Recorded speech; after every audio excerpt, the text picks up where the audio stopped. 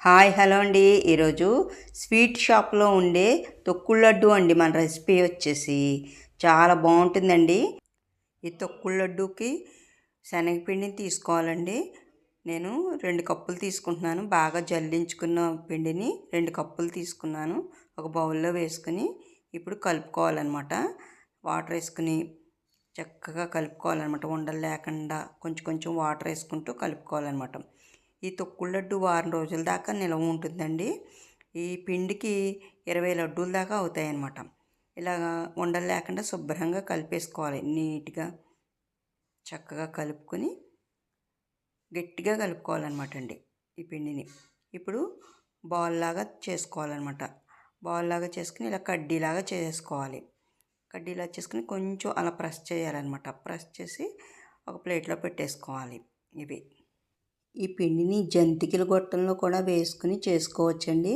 ఇది easy process అని ఇలా చేస్తున్నాను. మీకు నచ్చిన విధంగా చేసుకోండి. రెడీ అయిపోయినాయి చూడండి.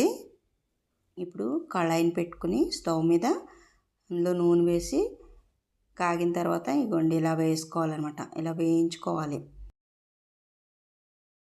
స్టవ్ని సిమ్లో పెట్టుకుని వేయించుకోవాలన్నమాట. బాగా వేయించుకోకూడదు. ఇలా మధ్యస్థంగా వేయించుకోవాలన్నమాట అండి. కడ్డీలన్నిటినీ అలా వేయించేసుకుని ఒక ప్లేట్లోకి తీసేసుకుంటున్నాను. ఇవి తీసుకున్న తర్వాత చల్లారిన తర్వాత మిక్సీ జార్లో వేసుకుని మిక్సీ పట్టుకోవాలన్నమాట అండి. ఇంకో ఇలా మెత్తగానే ఉంటాయి. ఇగోండి మిక్సీ పట్టేసుకున్నాను. ఇది ఇప్పుడు జల్లించుకోవాలన్నమాట అండి. ఇందులోనే 2 యాలక్కాయలు వేసుకుని మిక్సీ పట్టేసుకోవాలన్నమాట అండి.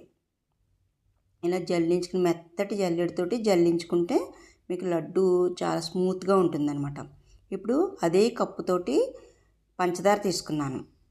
ఈ పంచదార తీసుకుని ఒక గిన్నెలో వేసుకుని కొంచెం వాటర్ వేసుకుని స్టవ్ వెలిగించుకుని పాకం రానివ్వాలన్నమాట అండి.